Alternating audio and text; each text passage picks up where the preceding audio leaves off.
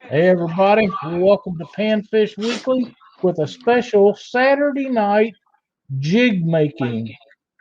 We're going to we're going to build some jigs here in just a little bit, but first I wanted to welcome Fishing with the Chad. Chad Fields has joined me tonight. We had a little issue with Mark. I think he's got tied up with some other stuff, and he's liable to be in here pretty soon. And I asked Chad to join me, and he was gracious enough to do it because once I start doing this, somebody needs to talk, and I'll be busy. So, Chad, what a great tournament you finished out today after 2 weekends of catching Man, catfish. That was awesome. that was an amazing. It was. I knew it was going to be good, Lyle, but it would ended up being more amazing than I even could ever have imagined. You know what? There was a lot of people that donated to that tournament, and it's outstanding to see our catfishing community stand up for such great organizations. Absolutely. I don't know if you've seen that I had posted the final results. Uh, I was a little tired after the thing, so I didn't get to immediately do it. But we ended up raising almost $1,500, and then somebody graciously topped it off and put us at an even $1,500 in donations total. That is so amazing. It really don't get any better than that from a great No. group of people. And last weekend they really fought the elements to be in that tournament. And this weekend, although it was still pretty brutal, it did warm up for a lot of them, and it wasn't Yeah, quite as bad, but it was still a tough deal. So kudos to all them guys, and we're so proud of all of them. And man, you done a great job with that. I'm really happy to know and be a part of what you do because it was an amazing tournament, and everybody should be thrilled with the way that come off. absolutely. I mean, I was talking to some people in chat tonight after I had woke up, and one of the anglers that that competed in it was talking to me and said, it's amazing the community that we have. He said, I'm not a big fan of big large groups of people and stuff, and he said I've been a part of some of these other groups. And we won't name any other ditch pickle type species, but he's like, this community is second to none when it comes to supporting each other and charitable stuff like this. So That is exactly. Well, what do you say we get into some jig building? hey, let's get jiggy with it. This is the first time you've been on Panfish Weekly, so what I'm going to do is I'm going to build some jigs tonight.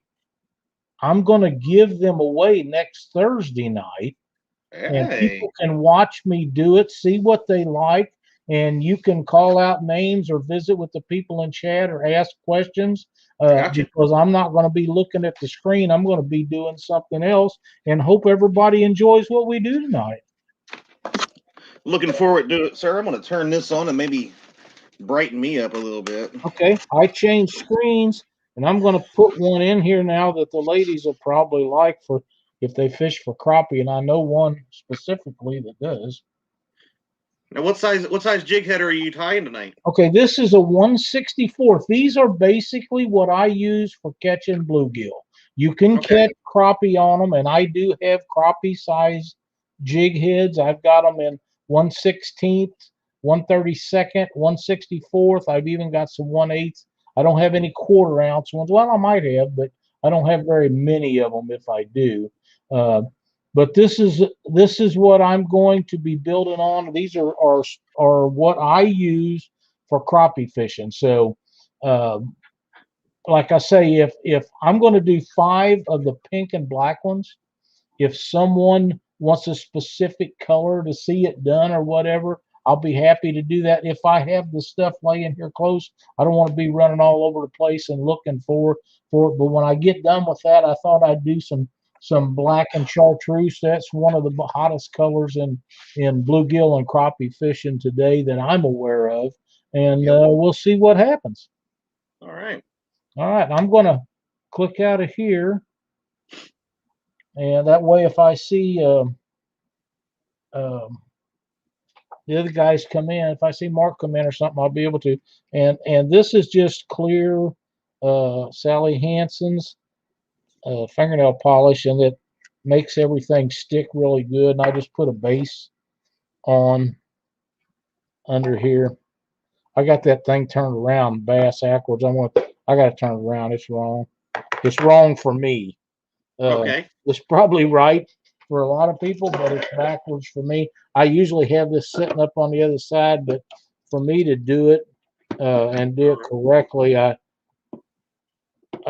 with the camera and everything, I changed sides. So now I'm going to need you to turn it that way a little bit so that we can see the jig head.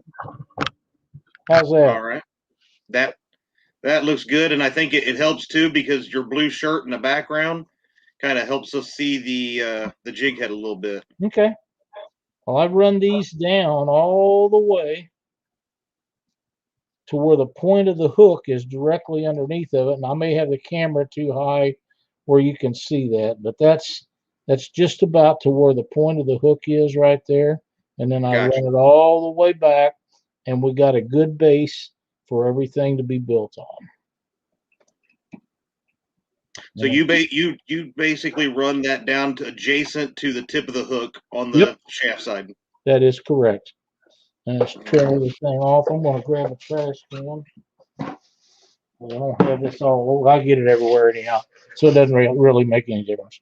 And I'm going to put a pink tail on this one. And what this is a deer tail that's been tanned and dyed, and you can get them in many, many colors. This one happens to be pink, and that'll be the back side of the jig. I'm hoping these ladies appreciate the fact that this is pink. I did see that Betty Jean was loving the colors. Pink, my favorite muddy water crappie jig head color, and pink slays sockeye in any color water.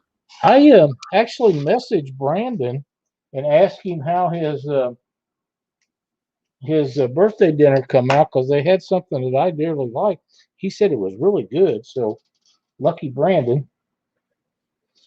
And I'm just going to put that's still too long. I like these tails, or you can call them whatever you want, but I just like them to be about a half again as long as the shank of the hook where it comes out on the bend. So I trim them off on the end that we tie on, and you want to, they're still too long. You want these to work their way around this hook shank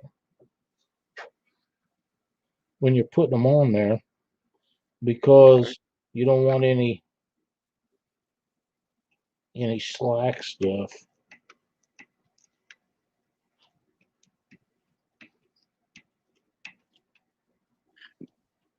Now, is there any rhyme or reason to how many times you go around the shank with the threads? No, I tie it all the way back again to the hook tip on the bottom of there, because this is actually the bottom of the hook. Right. It hangs upside down, whether you're using a loop hook there or whatever, doesn't matter. And this kind of disguises the thing. Plus, it gives it a lot of action in the water. And trying to get that level again, or semi-level.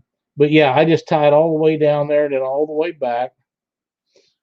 And then I'm going to put a black body on this one. So I'm going to put some more clear fingernail polish on. This all that is Sally Hansen's. A lot of the jig tires that everyone knows and watches online, that's what they use. I've been using it for years. I don't know who come up with the idea, but it was a great one, and it works really good, and it stays hard. And you can use cheaper stuff. You don't have to specifically use that. And again, I go all the way back until right behind the jig head, and then I work the black Chanel around it and keep the wraps just as tight and as close as I can. Let's see. And I see. Betty's asking, have you ever made sabiki rigs out of those tall Lyle? Yes, I have. I do it when I go after skipjack, and the ones I like are silver. I'll build. Shane, I'm sorry. Go ahead. I'll build up a lot of silver ones because most of the time when I go after skipjack, it has been around the Cumberland City area, and they're in there chasing shad. So I want something that looks shady, and silver jigs or sabiki rigs are what I use. Now, a lot of guys just use scissors all the time with everything they do. Mm-hmm. Being an old rod builder, we use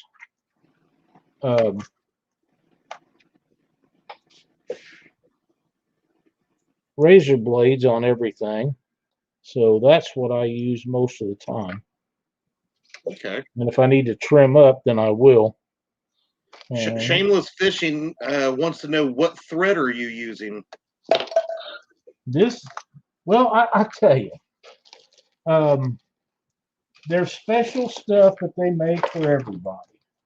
I got to find I thought I had everything right here to do this except my whip finisher, I guess. So I need to find that.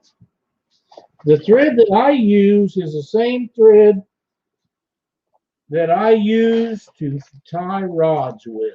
And maybe that's not the exact kind that you should be using. I don't know, but it works for me, and I don't have any issues with it. So, well, if it works, use it. I don't see buying special thread for tying jigs when I got thousands of rolls of it sitting here that I that I work on rods with. So, I see no reason to do that. So, what is that tool? That's that is a whip finisher, and it finishes. It puts half hitches over top of them when you're tying them, and you just bring it back down like that. Cinch her down and cut her off, and then I put some of the Sally Hansen's right over top of the threads. A lot of people just put it right where the knot's at. I put it all the way around there, just because that's the way I do it. It's not right, wrong, or indifferent. I don't know if it is. Don't care. Okay. And that's just it's a sealer, like a glue. Yeah, it just seals it up like glue. Nice. That's too close, I guess. You might put your hand behind it. It'll help focus. There it went. There you go. And it's just a pink jig head. Now, normally, I put some something in here for glitter to make it jump out in the light, but I didn't that time. I was worried about getting it done and making it correct. It's the first time I ever built a jig on a live show, so I forgot to put that in there, but it won't hurt anything, and fish will still bite that. Absolutely. And that one's done. So we'll grab another, and I'll try not to forget anything this time. Is anybody enjoying what we're doing tonight, or are they just kind of hanging tight? We got Fishing with JBT said, man, that's cool. Well, that's good. Betty, awesome. She says chartreuse and black. Chartreuse and black will be next. Fishing with JBT said, if he wasn't reloading so much recently, he might have to take this up as a new hobby. Reloading shells? Yeah, what are you reloading? I assume probably shells, yes. Yeah, because I've got millions and millions of empties and stuff loaded up, and I've done that for years. I load everything from shotgun shells to specialty stuff for Thompson Center products. Kevin Baker says, I like it. Mike Urban, I like it. Good. Apple Ed has been tying flies and jigs for the last 2 weeks. Good for him, man. A little today. did for him. I know that our buddy Mark got a vise for Christmas. That was what he wanted, and his wife got it. I'm not sure if his wife actually got it or if he got it and said, "Okay, honey, here's your present." You know what I mean? I But do. the end result is he wanted to learn how to do it. So him and I are going to have some online lessons. We're going to. It's not that I'm a great fly tire or a jig tire, but I'm Mhm. going to give him, teach him what I know about it, so he can learn to do it himself too. And hopefully some of these guys that are wanting to learn how to do this and stuff, this will help them. And I'm not going to say that we're going to do a bunch of these shows like that, but we're going to do some. And if anybody has any specific stuff that they want me to do or to do so they can learn how, all they got to do is send us a message. You can send it to Panfish Weekly or to Catfish Weekly. I'll get it either way. And we'll tie up some jigs because it's fun. It's a great thing to do for a hobby. It saves you a little bit of money after you do a lot of them, and it brings some of us closer together. And with what you've done today and what we do throughout the week, that's kind of our goal, is to bring people closer together. Absolutely.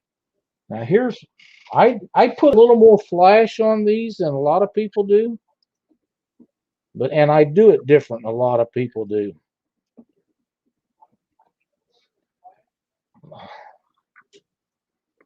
So are you folding that? Is that what you just did? That's what I just did. And then I take the ends and go back all the Okay. way like that. I want it on both sides of the jig. And then I'll just take my scissors, and where there's loops, I cut them. Nice. And So Mill ow, Creek fishing, damn it. you kind of touched on this just a minute ago with uh, Mark and wanting to get into this. Huh? So what would you consider a good basic set of tools for somebody looking to tie jigs? Well, to be quite honest, you can start out anywhere from $25 or $30 for an inexpensive vise to tie them in, or you can spend a couple of $100. I've tied so many of them now over the years because I've been tying them a long time. I had quit for a long time, but I started doing them when I started going back into catching panfish and stuff. But I want them to be tied on a good quality vise, and it's not because the vise makes the flies any better. What it Mhm. does is the vices are just better, and I want one where this part rotates, so I can rotate it while I'm tying instead of just being stationary. And Gotcha. one like that's about 150, $60, and that'll be my next fly tying purchase. Will be one of those, and you can buy a lot of this stuff online, including vices, but you need to watch what you're getting. Eric Massey ties a lot of flies. He does a lot of stuff online, and him and I go to a place in Springfield, Missouri called Chateau Fly Shop. It's a great place to buy stuff. I live about 30 minutes from Bennett Springs National Park. If anybody knows what that is, a big trout hatchery and stuff. And there's 3 or 4 really good fly tying shops over there, and I can go over there and get all this stuff. But we've all come to the point where everything is online, is so easy, and you can get Mhm. all this stuff online, but you have to watch what you deal with. It. Jay Stockard's is a good place to buy from. I've had really good luck buying stuff from them. They have good quality things, and you have to watch when you're buying your bucktails and stuff like that, and make sure that you get a full bucktail. Sometimes they'll sell you a half tail or whatever, and a quarter tail, and then you're going to think you got a whole bucktail and you don't. So be sure to read the fine print and all the stuff with those. Um, but Jay Stockard's is a good place, and I'm sure there's others. That's just the ones that I know of. But Chateau in Springfield's a great place. The guy is extremely knowledgeable. He ties a lot of look. There's a hair. Ties a lot of stuff himself and knows quite a bit about it. So Rex Blocker says you're a very talented man. I'm just an old guy that's got to have something to do. I can't sit still. I can't watch TV. I can, but it has to be certain things. And the races suck tonight. So Well, Two Stands Fishing says he adds a little mylar and or flashaboo in with the deer hair. Yep, that's basically what this stuff is. It's not really flashaboo, but it's they call it something else, and I don't remember what they call it, but it's like that. And I've added mylar to them years ago. I haven't used any mylar in a long time. I've got some other stuff, but I'm going to tie the one or two of these in a minute with some cactus chenille that is real shiny also. So it has a lot of flash in it, but I don't know. Down just a little bit. Where are you going? How's that? That perfect right there. How does that look? Good. That looks great. That'll catch some fish. I promise you. It'll catch bluegill and it'll catch crappies. Betty's wanting to know: are we heading out on the ice to do some practice testing, Lyle? We are not. She might be, but we're not. You and me've talked about this, Chad. We're too big to be out there on that ice. You ain't lying. Cause Betty's just a little bit of a thing, you know. She probably could handle that ice all right, but I'm not doing that. Shameless wants to know: do you recommend? I know you just mentioned some, but do you recommend an expensive vise? If you're serious about it when you're starting, I would say yes. Get one a little higher dollar than this. There's nothing wrong with this vise. I've tied a ton of jigs on it, but I just want to upgrade to something that'll do a little more than just a stationary jig would. Yeah, if that makes sense. Yep. Do you ever use feathers? I do. I've got a whole selection of them, but I am running low on them, and in maybe the next time we do this, I'll probably do some marabou feathers or something like that. They get a lot of action on those as well. But I just am running so low on stuff, and with the weather being like it is, hell, I ain't been out to get none. You know how that is. Oh yeah. I don't have to, and you can't make me kind of way I feel about it. At my age, you don't. I do this because I enjoy doing it. And once in a while, somebody will say, "Hey, you want to make me some jigs?" And I'll say, "Yeah, I'll make you some jigs." Gives me something to do and helps pay for the stuff. But if they don't never say that, I'm completely fine with that. I'll just sit here and make them for myself. Well, you know, one of the first things I ever won in the catfish community was some Lyle Stokes homemade jigs. There's a little story behind that, though.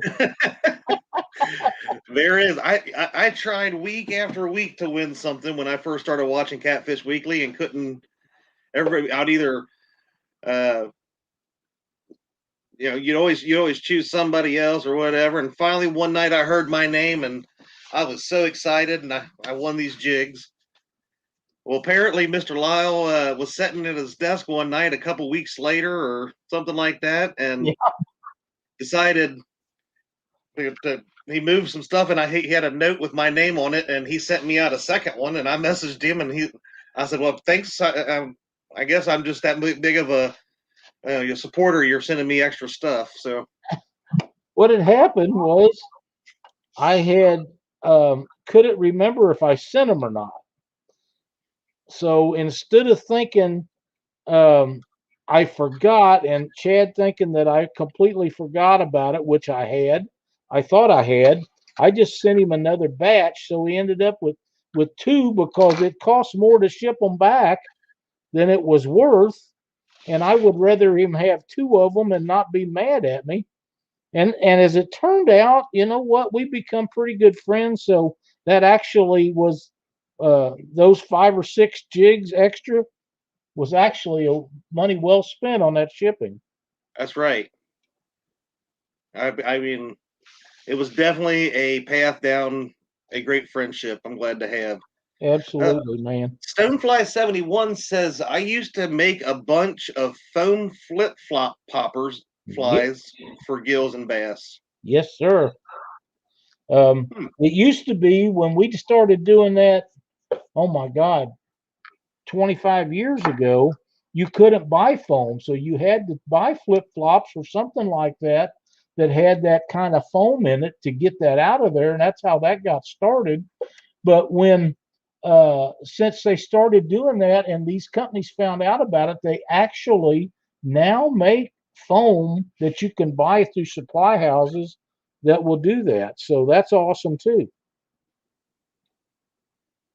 And Gabby's dad, I did not miss your question. I obviously already asked it, but I am holding off as I see your questions as Lyle communicates what he's doing and all that kind of stuff. So, Thomas Gabby's dead. Littlepage, so what all materials again are you using? In this particular fly, I am using a 1/64th long shank number 8 hook. The long shank, the reason it's long shanked is because I fish for bluegills a lot, and bluegills will swallow hooks if you use worms, and if you use jigs, they'll swallow them. So I use an extra long shank where they don't swallow the whole thing. Then you can just take the jig and push it down, release it, and pull the whole thing out of them if you get a small one and you don't want to keep it for any reason. And then I'm using pink dyed bucktail on the back of it, black thread with rod building thread. You can use it's about 210 denier if you are into the other stuff, and then black chenille to run up and down it, and that creates the body. And I forgot, I almost forgot. So, the style vise that you're using tonight, Lyle, Mm-hmm. is that how about what does that compare to price wise? Is that like an intermediate, beginner, or one of the This is a expensive beginner ones? one. I've had this for a long time. This thing cost me, I believe, right around 40 or $45. Not bad. It's very inexpensive, um, but it works. It's just, the thing about this old vise is it's getting a little wear on it. I've had it a long time, and it's getting a little bit loose, and it's getting time where I want to replace it, but I don't want to replace it and get rid of it. I just want to replace it uh, because if I buy a new one and something's wrong or happens to it, I'd like to keep this one as a backup. And I don't build fly Hmm. jigs and stuff every day. I started out building flies when I used to fly rod fish. I bumped one. Is that better? Either one was fine, but yeah. Okay. But I don't fly fish hardly at all anymore. Um, that's how I got started rod building, was through the guy that built me a fly rod one time. But I enjoy doing this. I can sit and watch TV if I choose to. Yeah. What I normally do when I'm tying flies, I'm sitting here watching somebody on YouTube on a weeknight through the week, and I can sit there and watch them and listen to them and do this, and I'm very happy when I'm doing it, and I get a few things done sometimes that I need done, because let's face it, I can't concentrate on doing work on the computer and listen to you guys. But I can tie flies. So, Well, here's a I'm great all question. okay. Michael Murillo wants to know: do you ever make any in blue, like a world champion Chicago Cub blue?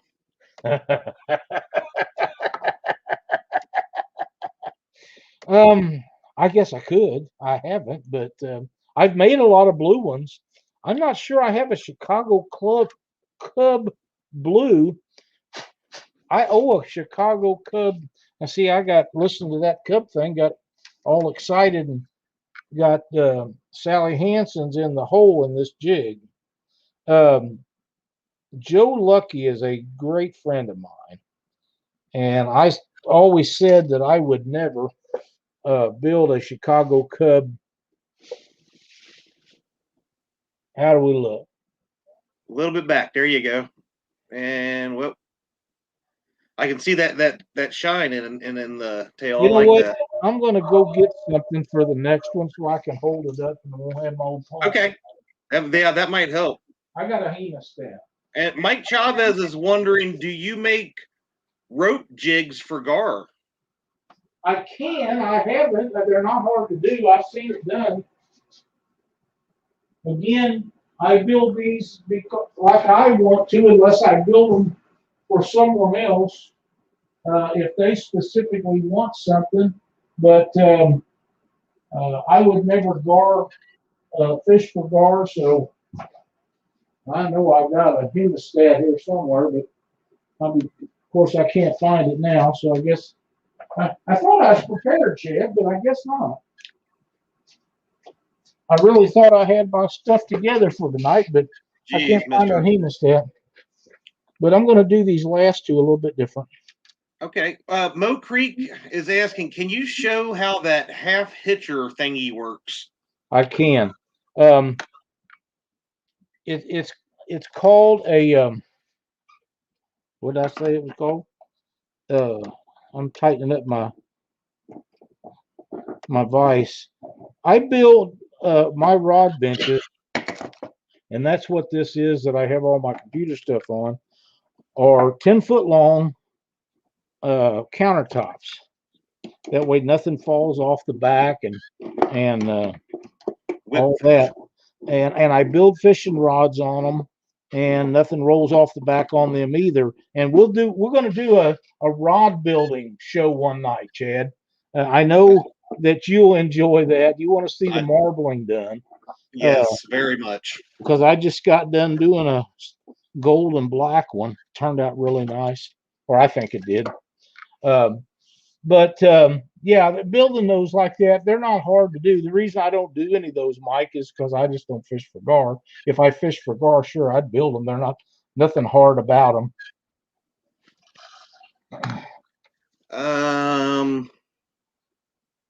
Let's see.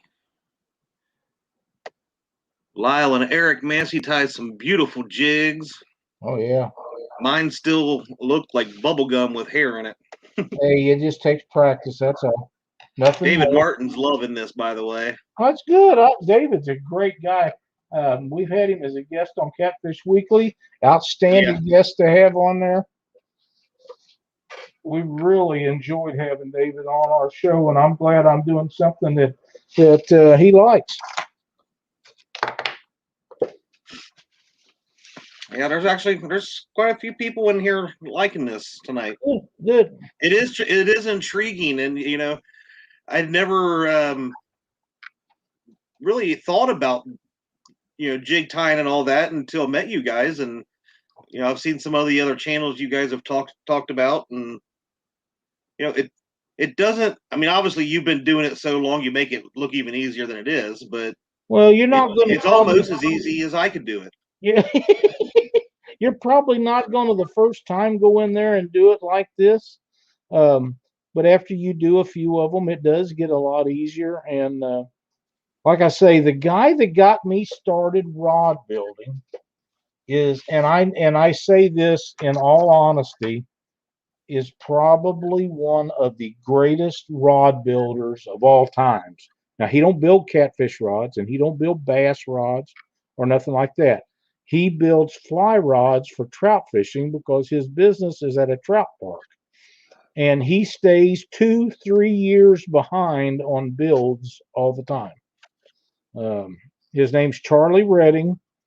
And when he's kind of like Jim Croce's old song, when the best of the best rod builders all get together at night, they call him the man, because Charlie Redding is the best there's ever been at building fishing rods. Really? He builds fly rods, and I rebuilt a motor and transmission for him in his 84 Camaro. No, it was a 81 Camaro in 1984 for a fly rod that he built. And he built that fly rod for me. I still have it. It sits in my gun cabinet. It's only been used once or twice. Has my name on it. It was a 4-piece pack rod. And I'm as proud of that as anything I ever built. More so, mostly there's Eric Massey in there. I'm surprised he wants to watch me build jigs. He really knows. Eric knows how to build jigs. Welcome, sir. Yeah, Stonefly71 said they used to be on Fly Angler's online website. Mm-hmm. There's some people in here that have been getting jiggy with it, as you will, for some time. That's great. Seasoned veterans. That's awesome, man. I'm glad to know it. If there's any questions that anybody wants to ask, and if I get them wrong, we have a guy in here right now that can make the questions correct. Eric Massey is a great fly or a jig builder, knows exactly how to do it. Him and I visit quite often. In fact, the last jigs that I bought come plain, and Eric was nice enough to powder coat them for me, and I appreciate that so much. He done a bang up job. They look awesome, and that's the jigs that I'm building on right now. And you need to go check out his channel. If somebody would be so kind to put Eric's channel information up, because he is a super nice guy. I believe I can do that. That'd be awesome. Oh, Chris, Betty says sparkles. Yeah, these are sparkly. Now with this, you got it. Thank you. With this particular kind, in my personal opinion, I don't think you have to have the glitter stuff in it, and I'm not putting it in this one, but I will put it in the next one. And then if somebody thinks it one way or the other, they can decide for their own self whether they think you need that in there or not. I know Eric puts it pretty much in all of his. And like I say, who's to judge a guy that builds quality stuff like he does? All right. Well, I'm sure, everybody does a lot of the stuff the same, but everybody adds a little bit of different uniqueness to here and there. I have been up at night. Eric works some late hours, and he gets home like 2 o'clock in the morning. And his grandson will be up waiting for him to get home, and he'll go out there, and I guess he's settling down from work and build jigs and then post them up on there. How's that pretty, Chad? It looks like a Christmas tree wrapped in. I'd use that at Christmas time. Now, like I said, them hooks. Can you see that hook in there? There it is. They are really sharp. They are long shank, and when I catch a bluegill with this, I can just take my finger and push on this and unhook the bluegill from being hooked, and then pull it right out of his mouth. And usually it doesn't harm them nearly as bad. And them little short hooks, a lot of times you have to get your whole finger down in their mouth, and by the time you get it done, they're bleeding so bad they won't survive. So right. That's what I like about the long shanked hooks. So I can't remember who said something earlier, and I thought I was wanting to make sure I asked it. Does it feel a lot cooler when you catch bluegill or crappie or whatever on jigs that you've made yourself versus ones you bought? Well, I think so. I build a lot of them, and Cindy and I will go out and work on them, and we'll go out and work them and see if we can catch fish on them. And if I fish 2 or 3 different jigs and don't catch anything on them, I start tipping them with little bitty pieces of red worm or night crawlers or something like that to see if that entices them to fish. If they don't, then I know that I've got the wrong color, the wrong size, the wrong something. Mm-hmm. Eric and I have talked about me taking him catfishing, him and his grandson, and him taking me crappie fishing because Eric actually fishes a lot of crappie tournaments. And I don't know how successful he is in crappie tournaments, but I've seen the pictures of the crappie that he just goes out and fun fishes and catches. And to tell you the truth, I'd be okay with that. I love to eat crappie. Oh, yes. They are awesome fish to eat. Let's see. Hey, there's Mark.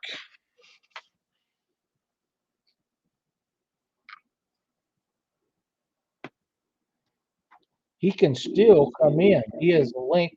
All he's got to do is, whenever he's ready, get my attention, and I will just sent him a message.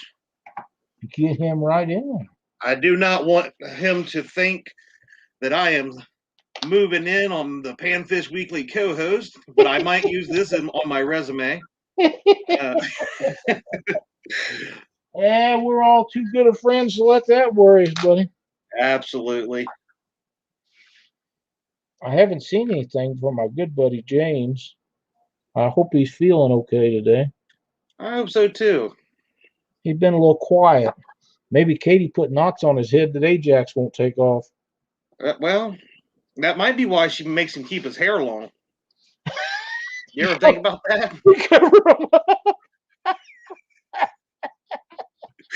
Well, he's gonna kill us both. Oh, maybe one day. Oh man, that was really funny. Really. Yeah, even Daniel Ishmael said that one you made just a minute ago. You could use that for a Christmas ornament. Yeah. Yeah. I don't think Cindy's going to let me do that because she might get that hook in her finger as she goes to get them candy canes off her Christmas tree every year because she puts them up there all the time. Good evening, Mr. Steve from Kansas. That's a new name that I haven't seen around. Me either, but welcome. Glad to see you in here. You betcha. We're just doing this for entertainment factor on a Saturday night. David Martin says, Lyle, do you make the treble hook flies for rooster tails? I haven't done that. I don't see where that, again, I don't think it'd be that hard to do. But I do like rooster tails. They're a great bait to use. I think they would make a great skipjack bait. Yeah. Man, and I have said this for years, and people look at me like I've got a green head. If bass fishermen would ever go skipjack fishing, bass tournaments as we know it would end. Oh, yeah? My lovely wife just walked out into the shop. Well, hello, Cindy Stokes. The Chad is asking you how you doing. She said to tell you, she said hi. I am very flattered.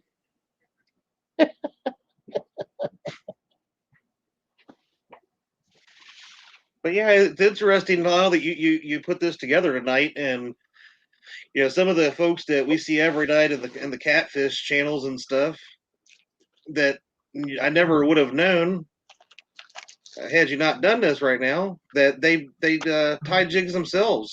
You know, like 2 stands, Stonefly, and all those guys. Papaw Ed. There's several people in here that here's a thought. That do that. That's pretty cool. Maybe some of us would get together on a Saturday night after when nobody else is live, because that's why I had seen that some people had asked why we was so late getting started. Well, it's because Mike Greenwell was live, and I don't think you should interrupt somebody that's live. So I didn't. You know, he's started out Saturday nights doing live. He had a great guest on tonight, and I let him get finished. Yeah. I thought that was the right thing to do. Hey, Marcus. Hello. Hey, buddy. What's going on, Chad?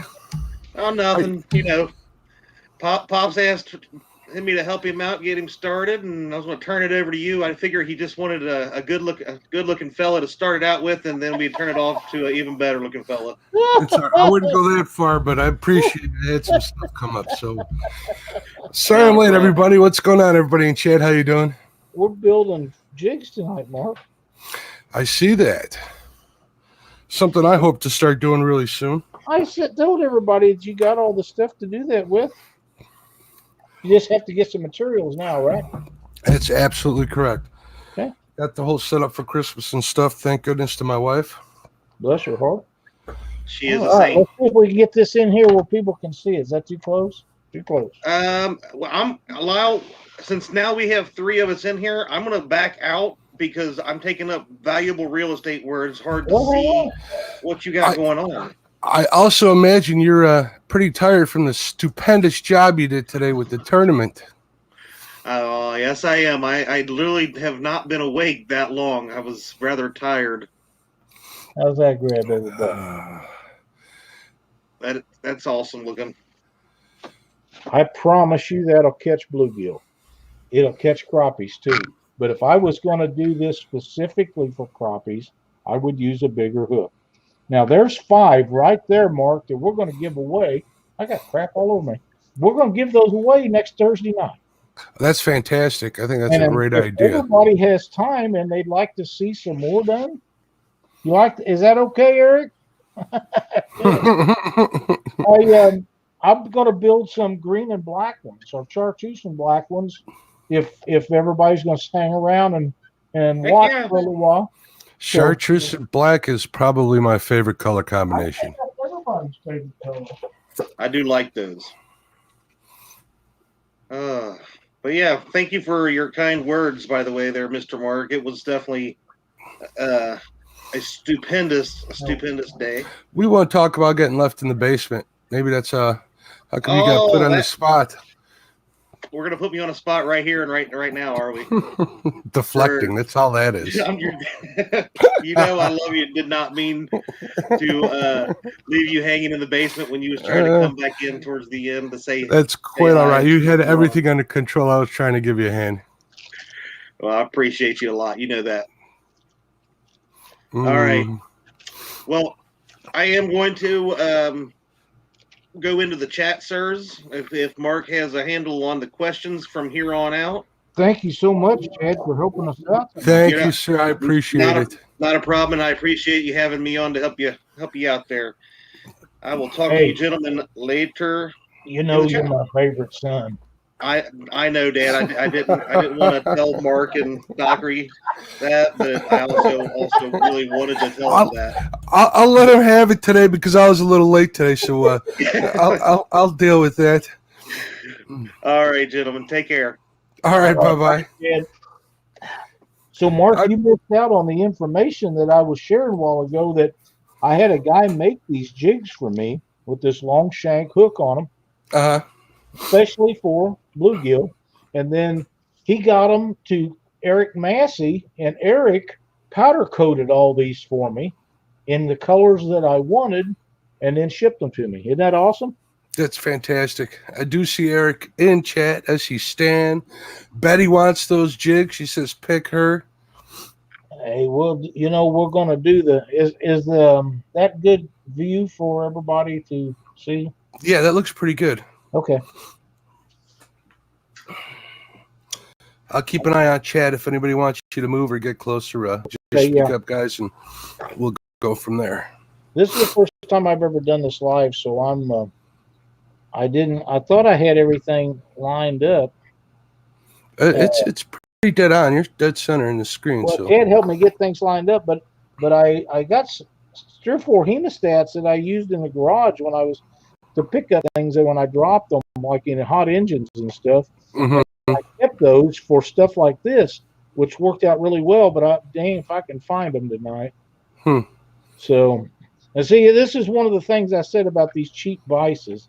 They'll move around on you a little bit. But this one's had gazillions of jigs built on it, and I expect that out of it. But I'm in the market for one like Eric got. He got a really nice building vise, and I was really impressed with it. He seems to like it. He had a little trouble with the first one, but they replaced it okay. And but I think I'm probably going to go down to Chateau. He said they had them. They're a local company for us, and I'm going to go down there and see if they've got one and just buy one from them. Uh, again, we was talking about bucktails. The other one you seen was pink. This one is just a bucktail. The white part of it's been dyed green or chartreuse. I love building on these with deer hair. I can do the Malibu stuff and some of the other things, but these are my favorites. They're because they're not hard to do, and I don't have to. Gidget, what are you doing with your nose up there, damn dog? She wants to see too. Well, she's seen it a million times. Either that or that deer tail still smells like deer to her. I had a little go around. We got a new neighbor down the street, and they've got, of course, they have dogs. They let them out. They keep them in their yard. I keep her in ours, and they was barking at her.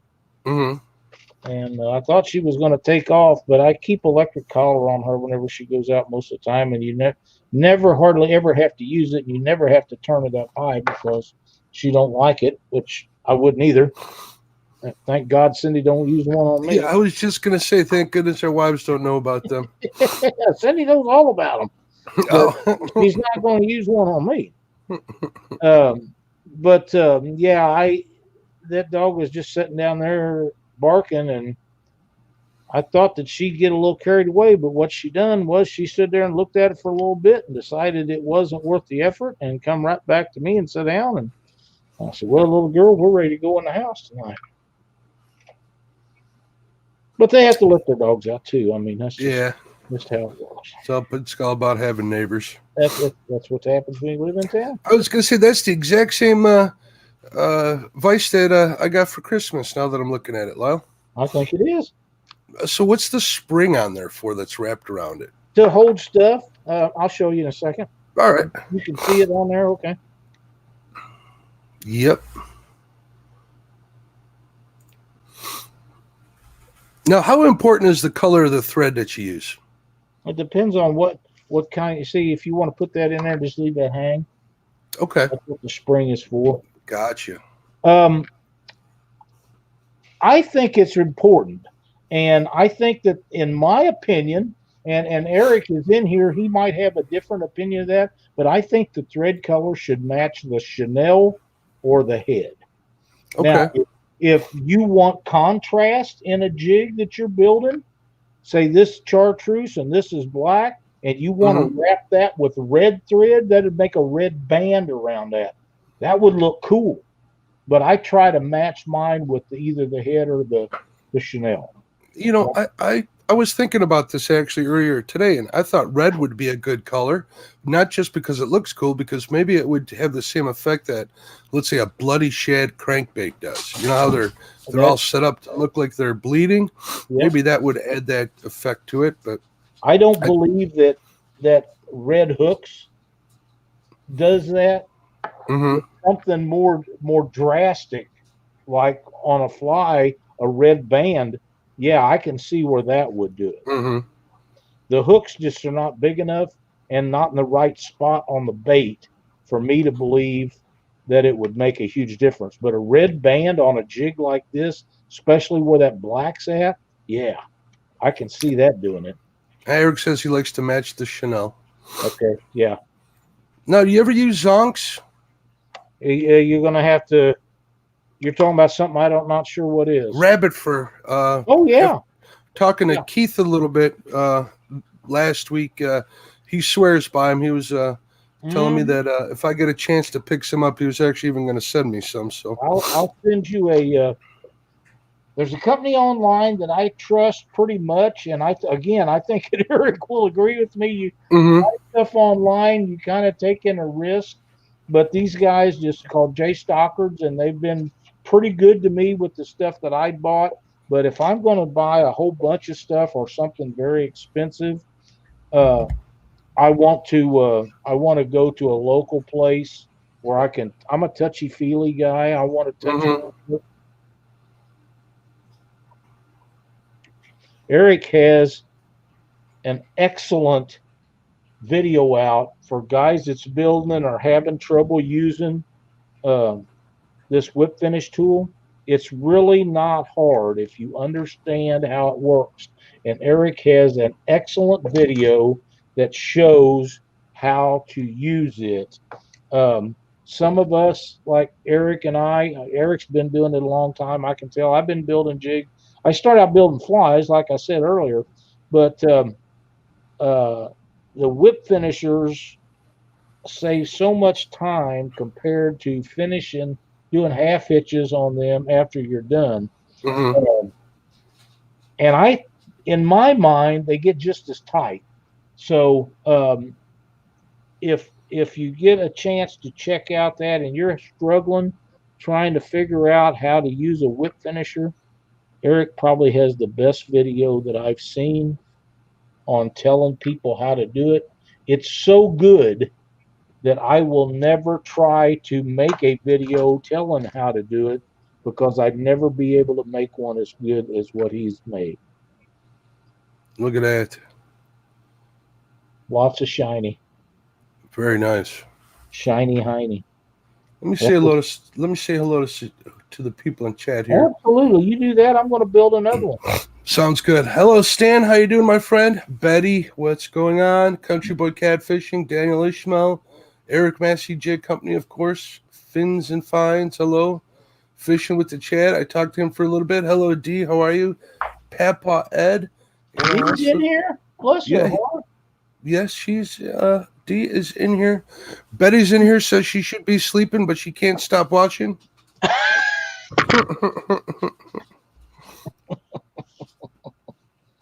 I'm impressed that Eric's watching me build jig because I watch him all the time.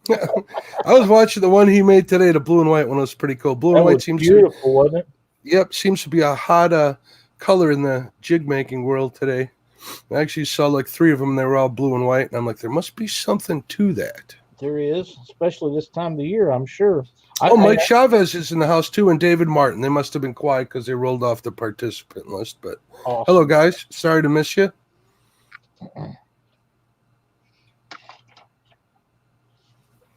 Yeah, everybody wants me to use my beard hairs to make a jig. I might do that.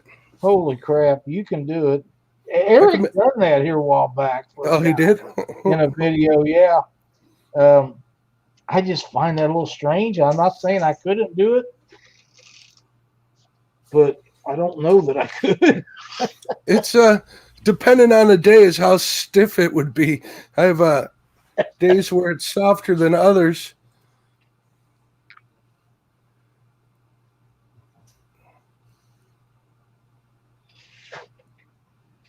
I do enjoy doing this, and I think, and again, Eric may have a different line of thought, but it appears to me when he gets off work late night like he does, and he comes in, that building them jigs are probably a release from him after working long hour days and stuff. But man, he does a really good job, and I know that his jigs are great. I got that, but I think he enjoys doing it that much. Ouch. Whoop. I really think he likes to do it. There's something about, making something with your own hands and having it work, especially to provide something like food for one's self that kind of puts you in contact with your primal being. I always thought that I would never do anything like this because all I ever wanted to do was go faster and faster and faster. And once you make the 200 mile an hour thing, it's not as important as it used to be. Mm-hmm. But I always enjoyed that almost more than life itself. But when you get older, that becomes not nearly as important either. We have Zach H made a comment that says, actually to you, Lyle, says, coat the thread with the cement while it's still hooked on the top hook of the tool so you don't pull the glue onto the body and get glue places you don't want it. That's good thought. I haven't had too much trouble with that, but I don't want it either. We also have SK's Crappie Catching Adventures in the house. What's going on, SK? He's another man that ties a lot of jigs. He ties a lot of jigs, but dude, he catches a lot of crappie. He sure does. And I'll tell you something else he does. He cooks up a bunch of stuff in that kitchen of his, and man, do that look awesome. You had me a cook. Yeah, okay.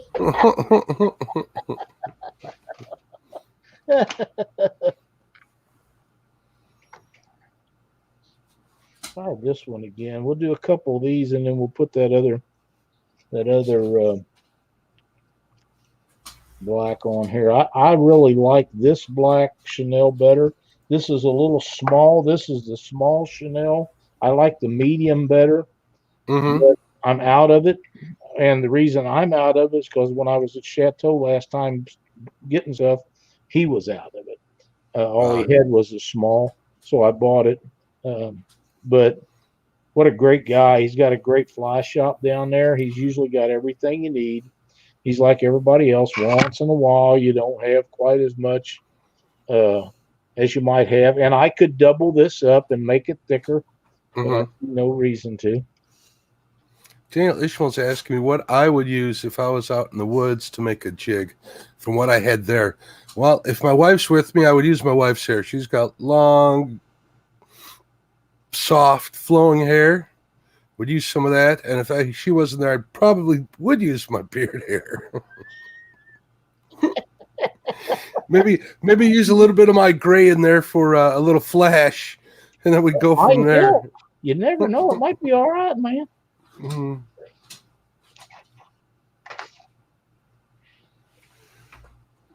SK's Crappie Catching Adventures, man, what a great channel that is. Anybody that hasn't seen that needs to go over and check it out. Need to check out Catfish and Crappie and sign up. Mark's getting really close to his 1,000 subscriber thing, and we need to make sure that happens for him. That would be fantastic. Thank you so much. SK made something or you said, Mark, you catch a bunch of crappie also. It's addictive. It sure is. I don't know about a bunch. I never catch as many as I'd like to. But I try. I definitely try. You know, I've had a couple of times, Lyle, when I went out and I just couldn't. Josh Down Farm, look at that. Black and sharp. That's what they call that, right? It's not focusing for some reason. A while ago, it was a lot better. I don't know if it's covered or not. Oh, there it is. There it is. It just locked in. Oh, okay. A couple of them hairs are a little long, and what I'll do with them is I'll pull them out or cut them off to where they're more the same length. And everybody seems to have a different idea about length of your shiny pieces, whether they're that stuff we was talking about. There's 2 or 3 different kinds of that. But I think that they ought to be roughly the length of your thing. Some of them a little shorter and some of them a little longer, because I can't think of a fish that has anything exactly the same, or no 2 of them are the same. So thank you, SK. I appreciate that. Yeah, he does definitely say it's going to get 8. I was kind of mesmerized with the flash. I don't see why the fish wouldn't be. Well, the flash is an attractant, in my opinion. You know, and these guys that are in here, some of them probably know as much more or a lot more about tying flies than I do, and they may have different ideas about it. But I think that the flash is an attractant, and it might get you one that's just on the line of whether it wants to strike at it or not. And I think that'll get you a few. If it gets you one extra bite a day, it's worth doing. or at least I think it is. I seem to agree. As long as you don't miss it. Well, and that's not the jig's fault. Well, we talked a little bit about that with Babe Winkleman, and he explained how the bite actually works on a fish, which is what we've kind of, or I've always called, the up bite, which is pretty much known. And that's one of the addictive things about crappie fishing is all the little nuances and how you really have to pay attention. And once you learn to do so, you get a handle on it. And it's, I don't know if that explains it well enough, but it helps in other fishing aspects. I agree. Once you get that, I'm new to wearing these headphones, so every time I adjust my head, it moves the headphones. Once you get used to the nuances of crappie fishing, it comes over into other fish. What a great guest Babe Winkleman was. That was an honor, a privilege, and such a fun night. Man, he's super nice guy. He cares about the sport of fishing, and I really enjoyed having him on here. But you know what? Mm-hmm. We have a gentleman coming on this week on Panfish Weekly from Lake of the Ozarks. He's a friend of mine. I've known him for years and years and years. His name is Darren Kim, and he catch about a mini crappie as anybody I know. And he's a little irritated at the fact that everything's froze up, but he's not the only one. I think about everybody's a little bit ate up with that. But Darren has got a new fancy boat, all shiny, but he catches a lot of fish. And we're going to have a lot of fun with Darren this week. The knowledge he's got will coincide with the Mike Bakers and the Babe Winklemans that we've dealt with. And I had a couple of hairs that got a little long on me, and I didn't get them wrapped up in there.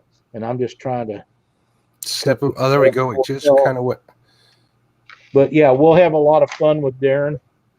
He's a super nice guy. I called him the other day and to see if he would be interested. Get all of them. It just there it goes. Just goes clear every time you get your hand near there. And he was happy to do it as Mike Baker was. And I tell you, I enjoyed Mike Baker a lot. I absolutely did. I liked talking to Mike even before and after the show. We had a little more in-depth conversation with him, and he's just a heck of a nice guy who's very knowledgeable and loves catching crappie. What's wrong with that? There ain't nothing wrong with that, especially if I was eating them too. And I know that I agree with what he said about returning the Mondos. I don't see any reason to keep them.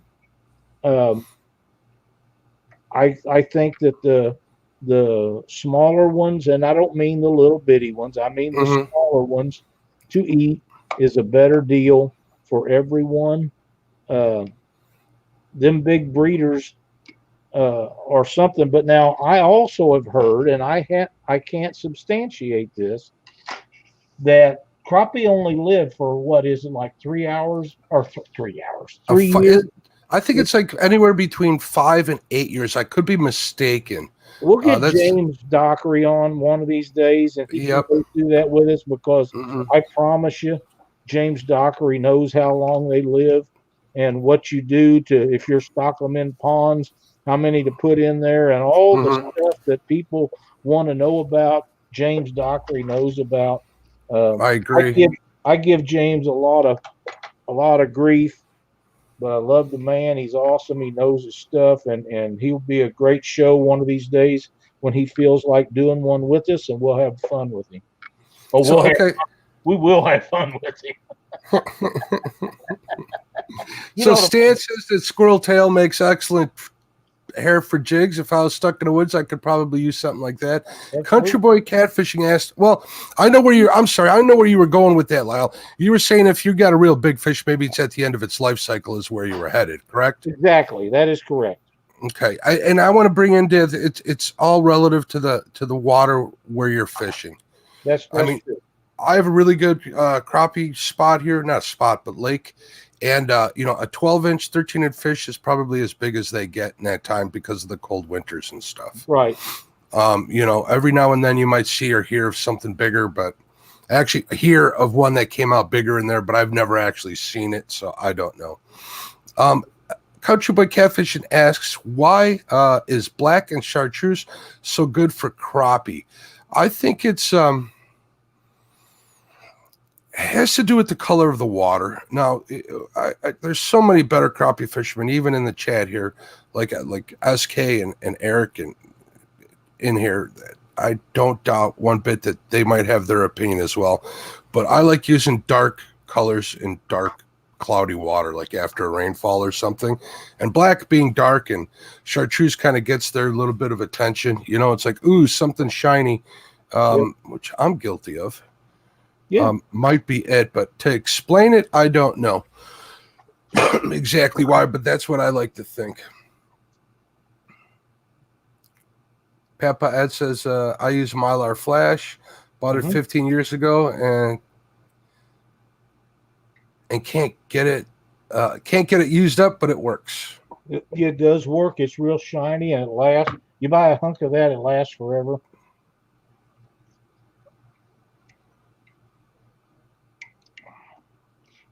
Now, this whip finish, you see me go 5 times with and do it twice. I'm not sure you have to do it that much. I'm comfortable with it.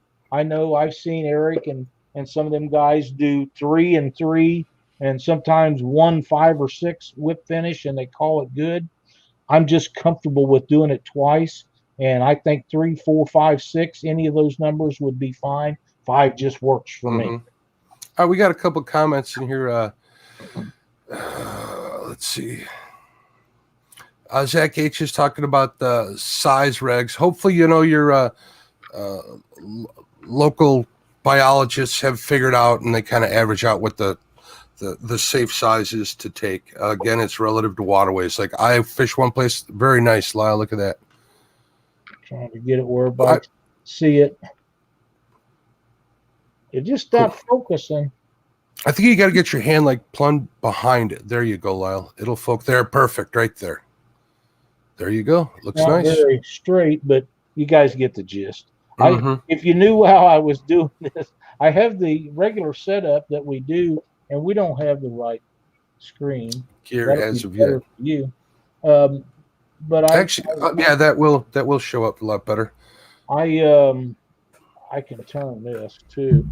I have another camera, and I set it up on a tripod behind there, so I could adjust it and still get the microphone in, because I know you tell me it's you can hear it better if I have it close, and I hope I have it close enough tonight.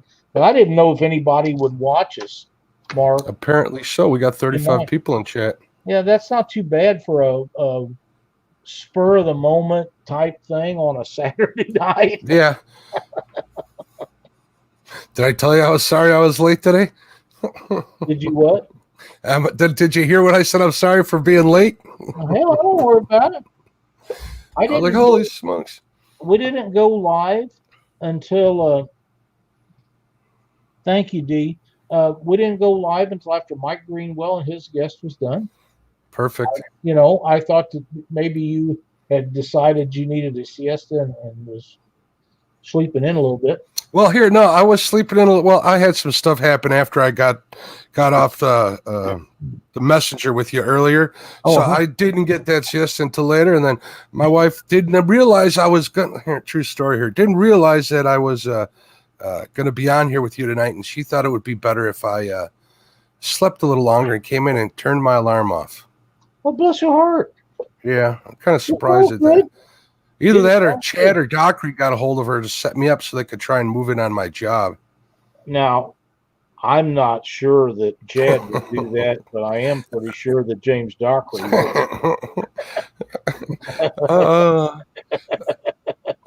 Back to the size limits. There's a lot of water-specific size limits or lake-specific size limits whenever you get closer to an urban area.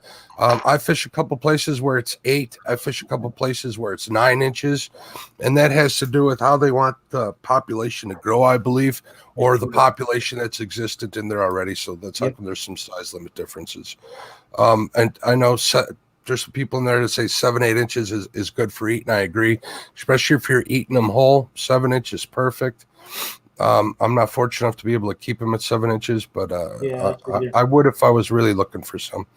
Eric says he likes golds in dark muddy water. I agree. I use even in my plastics, Lyle, I use that green pumpkin, which is relatively a dark gold color, and that seems to work well. I'm going to show you a jig that Eric powder coated for me here in a minute that you're going to love. Then I can't wait to see. Eric done a great job powder coating these jigs for me. I'm just really impressed with them. Dang it, I got a whole bunch of that down there again. He really done a bang up job on them. I'm just so wound up about how the quality of powder coating that he done, because I got to looking into that. We had a guy that we both used, and he's no longer doing it. And I've been struggling to find somebody that didn't want way too much money to do it. And found this guy, and he knew Eric. Eric was buying jigs from him, and Eric got into powder coating, and wowee, did he do a great job on them. And as soon as I get this one wrapped, I'll show you some of these jigs and the colors of them that Eric done for me. But I got a gold one that's knockout. But I just wanted to do specific stuff tonight to see if anybody cared about what we was doing, if they wanted to see it or not wanted to see it, if they enjoyed it. Whoop, got too much of that. Because if they didn't, there was no sense of us doing it. You know what I mean? I was hoping that people would enjoy watching doing some of this. Also, in case anybody was wondering, I do still build a few rods. I haven't been building too many catfish rods lately.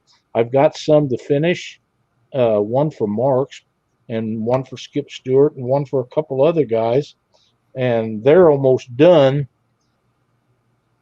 But this green screen thing has been an issue for me, not getting it down and up and down and up, and it's a pain in the ass. You have those rods drying behind the green screen in case anybody wants to behind the scenes look at Catfish and Panfish Weekly.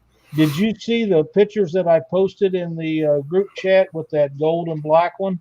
I did. They look fantastic. Well, that's the one for my surgeon that does my surgery. So I hope he likes it. He might not. He's really not a fisherman, but he's a great surgeon, and that's one way for me to tell you thank you to him. And if he doesn't like it, I'll just bring the damn thing home with me. Avid Fisherman wants to know, how much do you sell them for, Lyle, your jigs? I sell these for $2.25 a piece. $2.25 a piece, Avid. There you go. But I give more away than I ever sell. Justin Irving, that's. I'm not going to get into that. We'll talk later about giving away more than you sell. I think you know where I'm going with this. I do. Justin Irving says chartreuse and orange is a good color for him. I have some of those already built. I sure do. I'm going to these ones that we're building tonight, we're going to give away Thursday night on Panfish Weekly. I think that's a great idea. David Martin had a great question above. He asked if Lyle puts eyes on them later. You can do that. I can do that, or I can have that done when they're made. These 1/64 ounce ones they're a little tough to do. They're pretty small. The jig heads on them are pretty small. But when you get up to the bigger sizes, it wouldn't be an issue at all, really. So those are the ones you're doing right now are 1/64th? 1/64th. Wow. Yep. I don't think I could see the head on one of them. That's my preferred size for bluegill. They catch crappie. They catch crappie just fine. But I do have 1/32, some 1/32. I have 1/8, 1/16, and I've got a few 1/4 that I've had for a while. But I just this is what I like, and I like the long shank on them. Like I was telling people all ago, I like the long shank for bluegill. because that way I can just reach in there and get the hook out of them when they take them deep, and I don't make them bleed too bad. And that works for me because a lot of them, unless I get into big enough ones to eat without getting the real jumbos, they go back. Or unless I'm looking for them for bait, and if I'm looking for them for bait, yeah, I want them to be good, and I don't want them to be. If they're bleeding, is okay as long as they don't die on me. I don't like them when they die. And I know a lot of guys use a metal piece to put these um, glue and thread preserver over top of these threads. I do that, and you can see the tint of the green on it. I coat the whole head of them. That hard as nails is just that, and you can put it on there, and it will stay with that. And I want that jig to last until you lose it, till you hang it up on a tree branch. If you catch 50, 25, 50, 100 bluegill on it, that's awesome. But I want it to last until you hang it up and lose it. I don't want it coming apart. And these are these 164s are a little bit small, and I can't find my hemostat. That really pisses me off because it's around here. I just seen it the other day. But if you like gold, there you go. And that's a 1/64th as well. 164. Hammered, you know, that look has that hammered finish going on right there. Unless that's sparkle that's causing that, that's like one of my go-to winter colors. Is that hammered gold head? Eric done a bang-up job on them, and they're just beautiful. They're beautiful, and I think the chartreuse ones he's done are beautiful. And I got whites, and I've got some real pretty blue ones.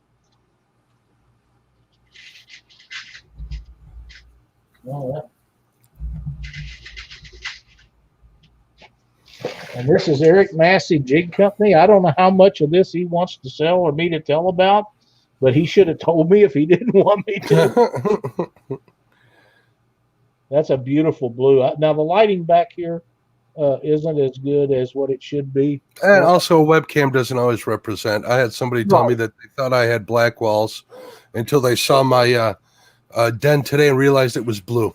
And then I got, like I said, he made me some bigger ones. If I'm correct, these are 1/8 ounce. These might be. I don't think these are 4. SK was calling the gold one Disco Gold.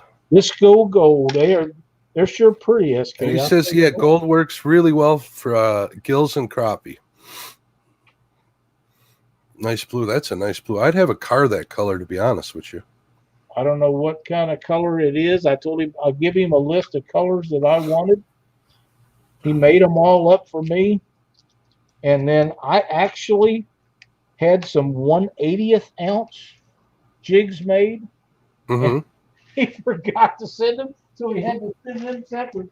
But I'm going to tell you, Mark, I'll show you them 1/80ths. Yeah, that's what Papa's saying. He says he uses 1/80th with a number 10 hook. I'll pull one of these out. That's the problem with ice fishing stuff. That's that small, but the shanks are awfully small. I finally got some longer shank hammered gold ones that I was thinking about trying, and maybe even using a couple of them to tie some jigs once I get a hang of it. And that's a 1/80th? That's 1/80th. And here, I'll put it side by side the 1/64th. How's that? Twice the size. Pretty close. I haven't tried these yet, but I'm going to. Eric Massey says 1/80th is so small. He also said he did disco on those. I imagine that's the finish, correct? Is when they're saying disco gold and stuff? Is that what you and SK are talking about? That's what the actual finish or the smoothness on there, or is that just the color disco gold? Is Betty still in there? She probably loved this one. I think Betty is. There we go. Perfect. Up. Just hold it right. There we go. I put a lot of flash on these. I think it's important. A lot of people put a lot more on. A lot of people put a lot less on. But I like them. I'm going to do some the next time where the Betty's just showing smiley faces with hearts, and same with Dee. She loves it too. I like to put different offsetting colors on the bottom of them with a Mhm. stripe that runs front to back. I'm not doing that tonight, but we'll do that on another show when we do this. I like that stripe that goes front to back. It'd go from the head of the jig back to here and be tied in with the rest of it. I think Mhm. that's a great way to get an offsetting color on the bottom. I like them really well. But And that disco gold is just the actual paint color with the sparkle in it. So it's beautiful. It really is. I just I'm thrilled gonna. with Eric taking care of me and doing such a good job on those. Yeah, I want to congratulate Eric on. He just passed like 2,000 subscribers. I noticed today when I was checking out his jig video. Good for him. How long have you been tying jigs, Lyle? SK wants to know. Since the 80s, I tied flies back in the 80s. Then I quit for a long time.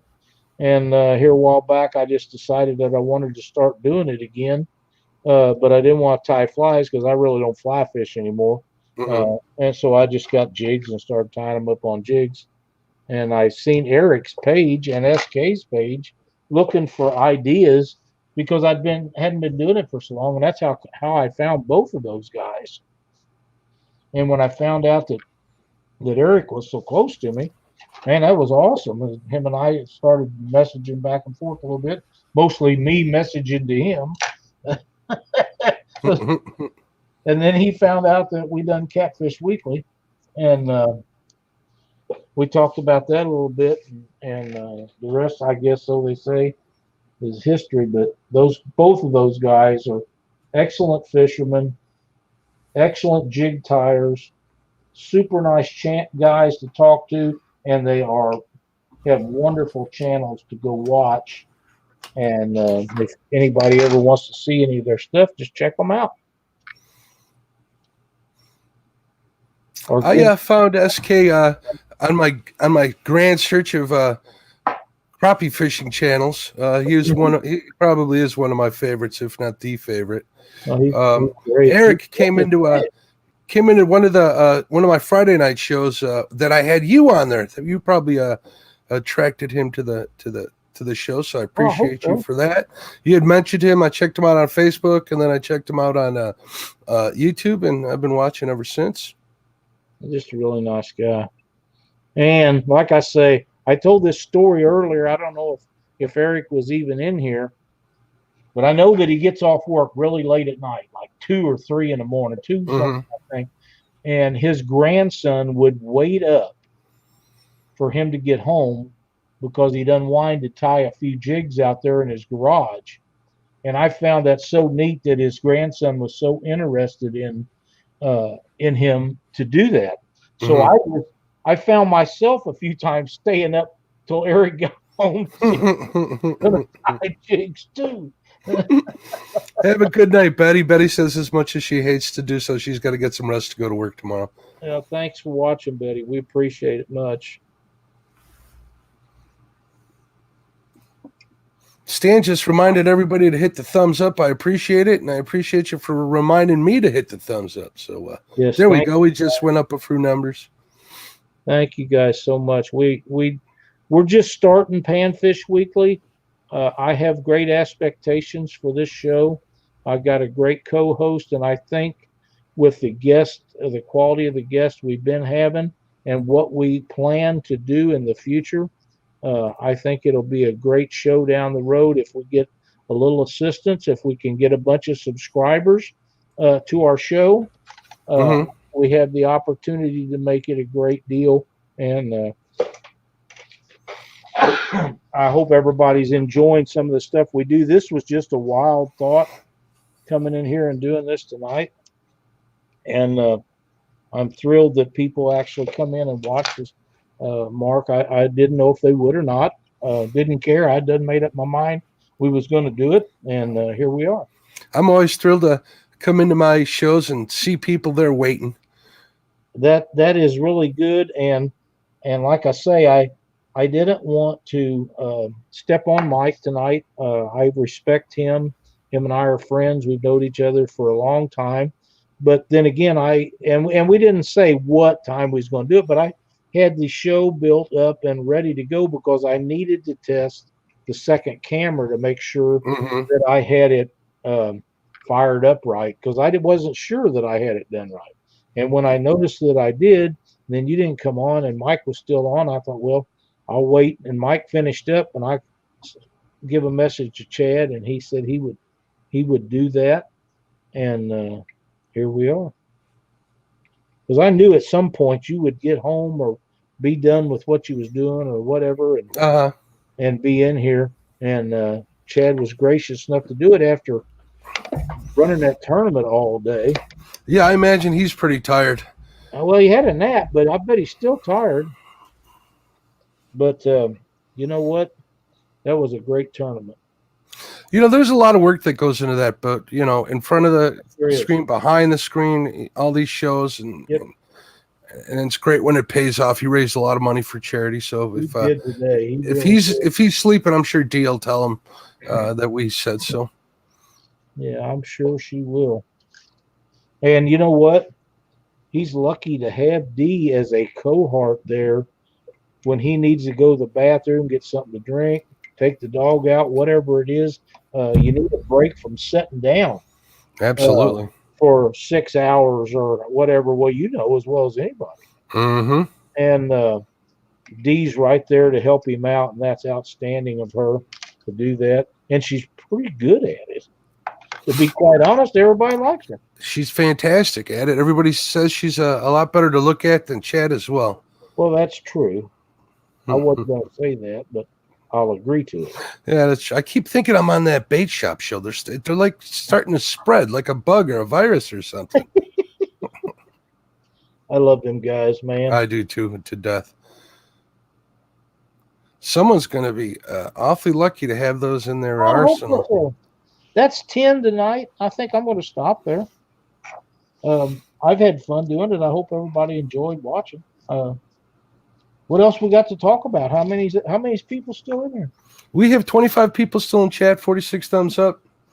That's awesome. Thank you guys for all that. We appreciate it. We'll do some pink ones with some pink Chanel. Let me change cameras. Hang on. All right. Show people stuff.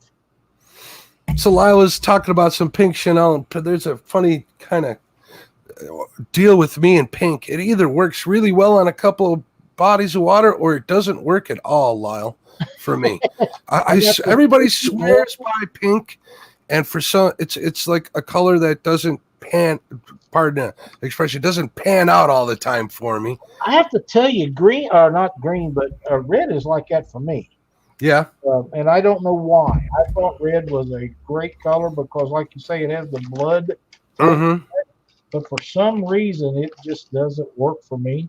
I built a bunch of these out of this yellow bucktail, and I think they're gorgeous.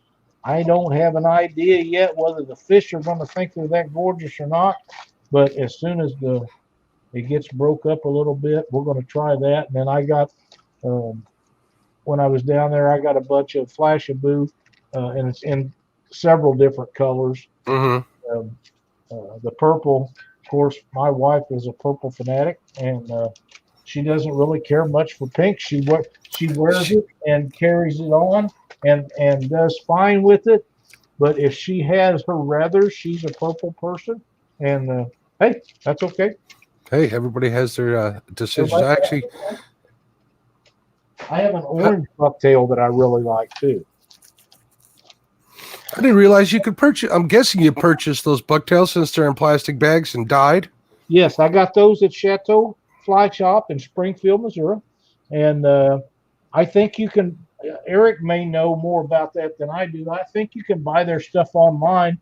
You can also buy it from Jay Stockard's fly tying stuff online. I got buy some stuff from them online, but like I was saying earlier, a lot of them places that you buy stuff online, you'll think you're getting a bucktail, and what you're getting is a quarter of a tail or a half a tail, and you're paying the same price. You can go to a fly shop and buy the whole bucktail for it. So you really have to watch that and pay attention to who you're dealing with. There's nothing I hate worse than getting something like that, because it's not worth the time to send it back and fight with them and argue with it. You're better off just keeping it and remember not to do that again, because by the time you send it off, send it back, and fight them to get your money back. And most of the time, what they'll want to do is trade you out in another product, which is okay if you get the right stuff the next time. So you have to really have trust in the companies that you deal with online. And like I say, Charlie Redding has a fly shop where I can go get anything I want over here at Bennett Springs. It's 30-minute or less drive for me. About 45 minutes through Springfield to Plateau Fly Shop. We go to Springfield. If I need something, I just whip in there and usually spend way more than I want to. I can't see there isn't a place like that around here somewhere. I'll have to look into it a little bit. But to be honest with you, it's like I went to go buy some supplies to get started, and I was kind of overwhelmed at the selections and what to get. So what kind of supplies and colors would you recommend getting started with?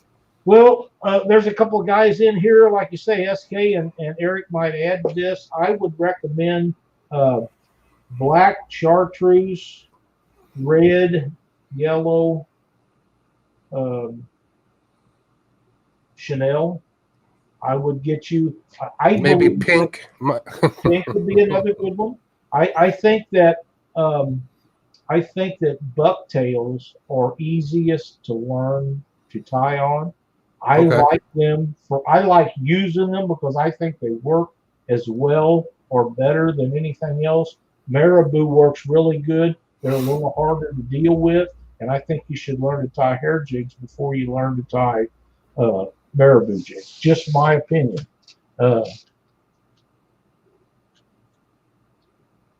There are all them, get the bucktails and the Chanels and some of those colors that we talked about, and then watch what these guys online are wrapping.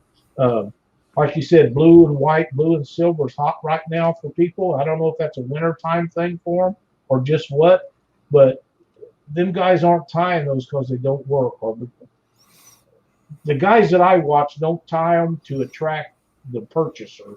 They tie them because they work. There is some guys online that tie stuff to attract the guys to buy them from them. But I don't usually watch too much of their stuff. It's real easy to pick out. And just get all the basic stuff, like Eric said, and just start tying them. And don't get discouraged if your first whip finish isn't exactly right, or the band that you put around the head of it. If you got a loose thread that sticks up on your jig head, don't get discouraged about that. Keep that for yourself. Take it out and use it. It'll still catch fish. Them fish are not that particular, I promise. Bucktail is as easy as hackle. Yeah. What exactly is hackle? Hackle is bird feathers that you make rings around with. Okay. I don't know how better to explain it. You can make some amazing looking jigs with hackle. You really can. I've got hackle pliers and stuff, and I'll get them to show you what they look like.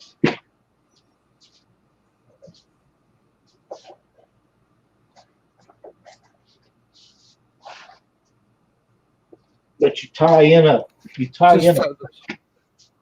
take these and you hook you spread them apart. My hand doesn't have the strength of them anymore after the surgery, but you put the tip of that in there and you tie in the backside of that feather, and then you wrap it around the head of the jig and it'll flare out. It makes some amazing looking stuff with those. And this is, again, it's like the other the bobbin. It'll hang down there and hold everything while you tie them off.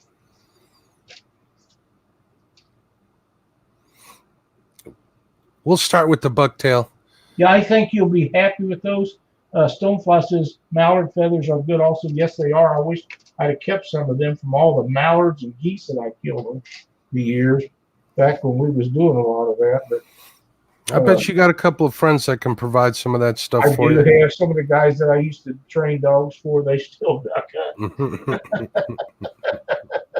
There's another YouTuber that I wanted to mention that kind of got me interested in besides, everybody who's here and wanting to tie jigs. And he's more of a fly fisherman. His name is Sven Diesel, I believe, on YouTube. And he ties some really intricate stuff. Not only did he get me to want to do it, he also scared me away from it at the same time because this stuff's pretty darn complicated. Well, you know how those fly fisherman guys got. Yeah, some of them guys is tying some really intricate stuff, and God bless them. Crappie and bluegill are not that particular. No, they're not. They're really not. Thank goodness for that. Sometimes they are. Sometimes you can hit them in the head with a minnow, like Mike Baker was saying they wouldn't bite while he was watching them on live scope. That kind of was disheartening to say. It really is, but there's a lot of good guys that ties a lot of cool stuff online, and I get notifications when they come on, and I can't think of their names right now. Roman Avelia. Roman, yep.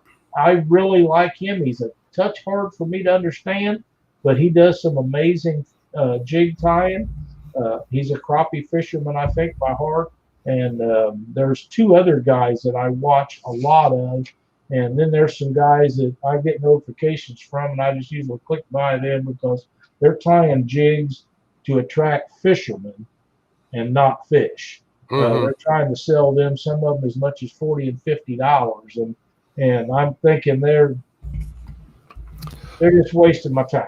Well, if I, and again, going back to like fly fishing for trout and stuff, there's that whole match the hatch, which applies to all fish. And, crappie are eating grubs and stuff and bugs. So they'll eat that mostly in the winter and that. So I like you were saying, starting with the basic, if it doesn't look anything near what a minnow looks like, it's probably not going to work as well. A minnow or a bug, in my opinion. That's exactly right. Eric said some flies are a total work of art, and that is 100% correct.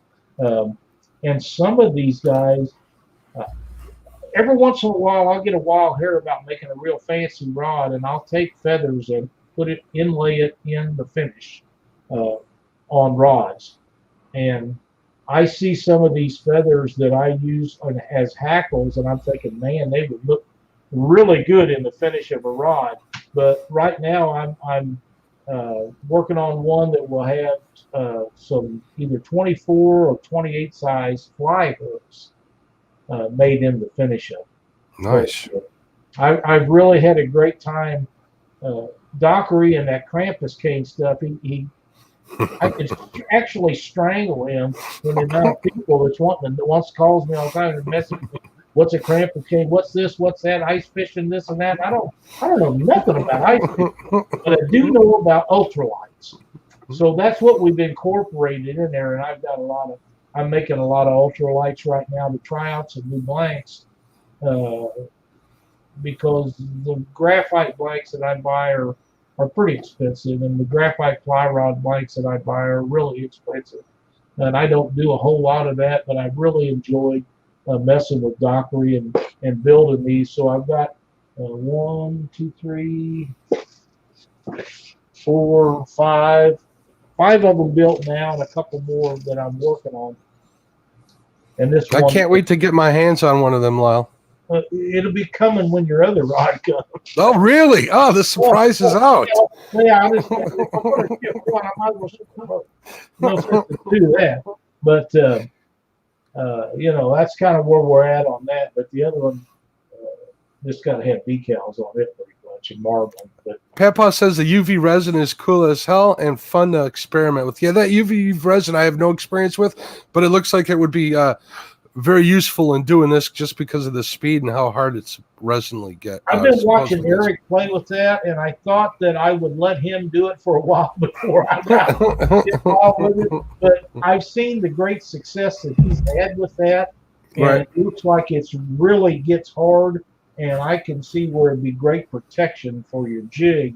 And if you're not getting hung up and losing them in trees and stuff, I believe that the UV stuff is probably way to go. And the next time I'm at Plateau, I'll probably get some of that and get a kit for it. But I'm not going to get into making the jigs, and I'm not going to get into powder coating them. I'll leave that to Eric, and I believe the guy's name was Jason that made the jigs for us, and he done an excellent job. I'm pretty sure that Eric uses him to make his jigs. I know he done a great job on mine. They looked, it was just like he said they do, and he had some that didn't turn out exactly. I don't know if his mold wasn't hot enough or whatever, and he included them, and I forgot what he called them, irregulars or something. And he threw them in also, so the guy does a really good job. The next time that we do this, I'll have all that information, and I'll put his name and Eric's information in the description and stuff, and I'll try to do that when we're done with this show tonight, because like I say, I don't know how much of that Eric wants to do. He may say, man, I wish you'd kept your mouth shut. But he didn't, so he does a really good job of the powder coat. I was gonna hit him up, but I bought a whole bunch of jig heads from Limits Tackle upon recommendation from SK. I got these really nice wedge head jigs in 1/32 and 1/6 that I'm actually looking forward to painting up, at least with some nail polish and getting some of them tied up. So yeah. SK, I don't guess I know what you're talking about, any weave. I used to do a lot of weaving on my fishing rods, but as I got older, it's harder for me to see if I cross one. And if I cross a thread, I get anal about what they're going to look like. So, no, I have never tried any weaving on jigs. But, I used to do it on the butt wraps and stuff of the rods that I built. And I just don't. I used to weave people's names in them and all kinds of stuff. Oh, two-tone hand tied. I've seen SK do those. Oh weaves. Yeah, I've done some of those. Where it's like one color on top and one color on the belly, and so on. Those are kind of neat. Oh, is that what it was, Eric? I didn't know. But yeah, they. I just was impressed with the whole jig thing. We had another guy that was doing them, and again, I found him through Eric also. And he done a good job, but he's gone, and we found another guy. I wasn't out of jigs, but you don't ever want to run out, because then when you do. Lyle, tell people how many hooks you buy at a time when you're buying catfish hooks, just to give them an idea of how supplied you look. Of how many? A minimum of 100. Of 100. There you go. Each time you order them. I don't buy them less than 100, and the reason is, if you buy them in quantities of 100 or more, you just get a better price on them. And absolutely, I can buy them by 5,000 at a time, but I don't need 5,000. Now, if I had 10 guys that wanted to go in and buy the same kind of hook, then I would do that and split them up with everybody, and everybody just pay their part. But days of that, everybody wanting the same thing that I want. Everybody's got different ideas of what they want. Yeah, especially with all the different choices. I think a lot of times all that vast number of choices is good. It also confuses some of the newer anglers. So I like to use what I like and what gives me confidence, and I recommend that everybody does the same. Whether it's and I was sponsored by Hook People for a long time, and I felt guilty about it, but I'd use theirs all the time. But tournament day, I'd always go back to L197s and 2022 Eagle calls. In my opinion, there's nothing better for big catfish and big with water. It's with the exception of when I'm bumping, I like a Gamakatsu Big River hook, 9 or 10 aught. I see zero reason to use a 12 or 14 aught hook for catfish. That's ridiculous. Only thing I wouldn't use a hook that big for is if I was using baits that big. If I needed the gap, that's about it. If them baits are that big, you should double hook them anyhow. There you go. So, and that's what I would do. I would double hook them. And there's no reason for them kind of hooks. And there's no standard size on hooks. What one guy calls an 8-aught might be a 10-aught with another company, or a 7-aught with another company. There's no standard for them. It'd be nice if they always had a picture of one right laying next to, let's say, a quarter or something, so we could have anything, pack of smokes or whatever. Mhm. But now I have noticed that the smaller hooks, like on jigs and stuff, they're not exactly the same either, but they're closer than the big hooks. They really are. But, yeah, I'm still trying to figure out, like, if I'm ordering jig heads relative the length of the shank, like you're saying, to the size of the hook, to the weight of the head. So I'm still trying to get that perfect mix of what I like on each one. So, well, like I say, the reason I like the long shank hooks is because bluegill swallow a lot of that, and the jig stops them from swallowing them, but the long shank really makes it. Right. Like, you can just stick your finger on that jig, or take a set of forceps and push it down in there and get it right out, and you're good to go. And that's why I use them. Long shank hooks. It just makes it easier for me. It might not for the next guy, but it seems like the little short hooks, the little gold ones that you get at Walmart or something, they swallow them, they start bleeding. You can't get bleed them out. and it's done. Yeah. Down in them little ones, and it doesn't do you any good when it's like a 3-inch bluegill or something. It's not like exactly you're going to take right. one. Now, It's a waste. I'll keep them 3 to 5 inch bluegill if I'm needing some for bait. But other than that, I'm not taking the time to flay one of them off. They're just not big enough. Absolutely. For me, they got to be hand size or so to if I'm using bluegill that size for bait, I want to keep them alive. I'll keep larger ones for bait if I'm cutting. It just makes more sense to me. Unless I'm at night and I'm after a big old flathead, which there's nothing more fun than that, and I want the biggest one I can get. Because they don't pick no favorites. They really don't. Elephants eat peanuts. I always say that line. I understand that. They'll take little ones, they'll take big ones. But you know how I feel about big baits and big fish, and I like that. But they'll eat the little ones just as well. and also, if we're supposed to be talking about panfish, but if I can find the bullhead. We're talking fishing, Lyle. Look at Panfish. We had such good guests on Panfish Weekly. We can't help but kind of stray off topic because it's all part of it. I mean, even SK in his video, he made a video when he caught that big old blue cat on that 10-foot rod of his. That was pretty neat to watch him fight that. He caught that baby too. He sure as heck did. I imagine it would be easy with a 10 or a 12-foot rod. I think it was longer than that he used. I don't quite recall. I watched so many videos. It was a long one. He uses long rods. Vertical jigging. Yeah, I think the biggest thing I've built so far in these are 7'6". For a custom rod builder, you can't buy you can, but you got to order so many of them at a time to buy the OEM style rod blanks, the 10, 12, 14 foot that they sell at the dock stores. You got to buy 144 of them at a time. And a lot of times I don't think I have enough people that would want to buy that length of rod. Where a 7'6", 8-foot rod blank, I'm more comfortable with them because I know somebody will want them down the road, and the shipping on them is so much cheaper. So much cheaper. Yeah, as a guy who I'm a big 7'6" user, maybe even 8 feet now that I bought one. It works well. It works well for me. They're always sold out, so that tells me that a lot of people are buying them.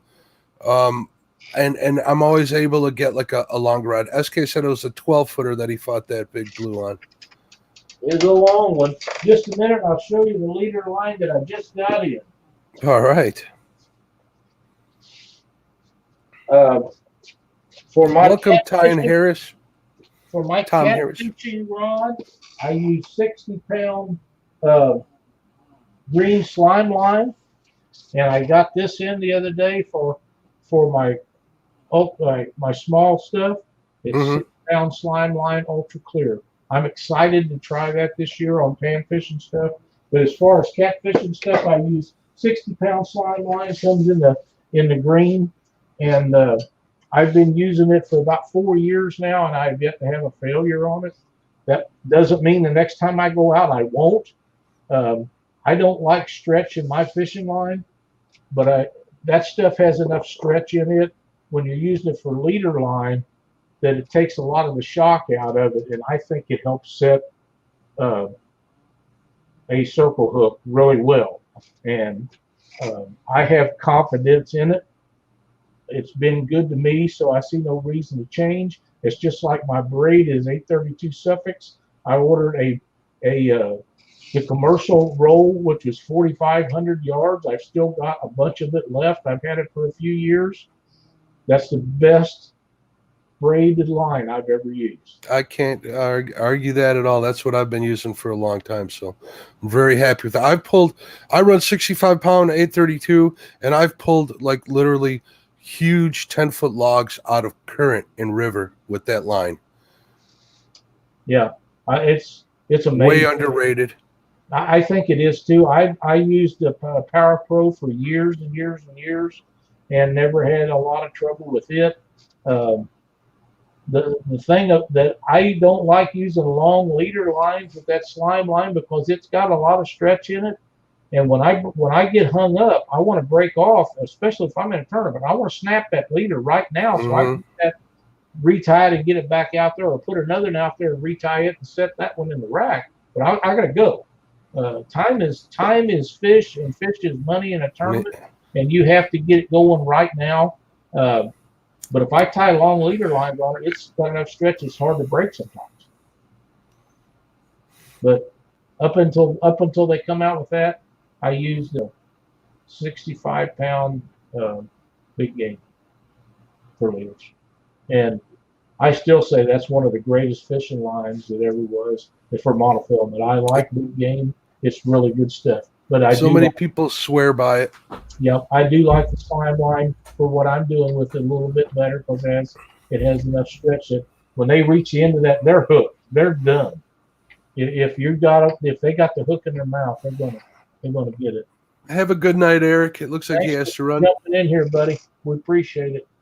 You and SK both, and all the rest of you, man. Thank you so much. This was a win.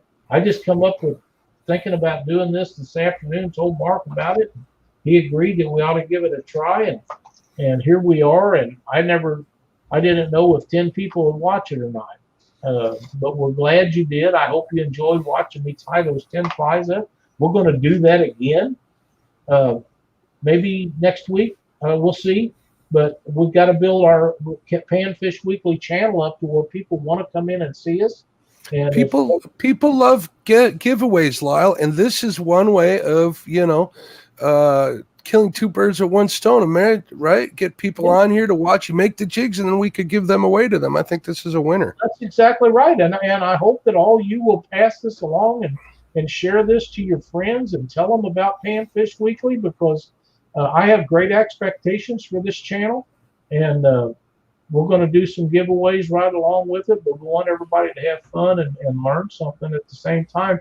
The reason we've been so successful with Catfish Weekly over the years, it never was about making names for anybody. It was about teaching people how to catch more fish. Well, the same thing relies in what we're doing here. We want people to catch more fish, have more fun, take their kids, their wife, their family members out, and enjoy the great outdoors. And then come back and tell us about it. That's exactly right. And show us pictures. There's nothing that'll help us any more to grow Panfish Weekly than people posting pictures of what they catch in there. That's just a huge deal to all of us. Chad agrees with Gabby's dad. Thanks, Brian, for the kind words, Lyle. He says, if we're going live, we're going to listen. Thank you guys so much. We appreciate that. With that, Mark, if you don't have anything else. I just want to say thanks to Chad for raising all that money for charity. Thanks for covering for me today, buddy. I would do it for you in a heartbeat. We kind of look out for one another, which is great. Thanks to everybody in chat. And thanks for letting me be a part of all this, Lyle. I really appreciate it. I love having you on here. We work well together, and that's half the deal. And Dee, thank you so much. We will do that. I know how lucky you are, so I'll be looking for you and Betty's name. And David Martin says he needs small fish to catch big fish. That's absolutely right. That's exactly right. Mike, thank you so much for joining the show. We'll see everybody Monday night on Catfish Weekly. Monday night on your show, Mark. Nightline? It's going to be a week from this Monday. It's going to be Nightlines Live. We're moving from Friday to Monday nights at 8 o'clock after Catfish Weekly. I look forward to doing that.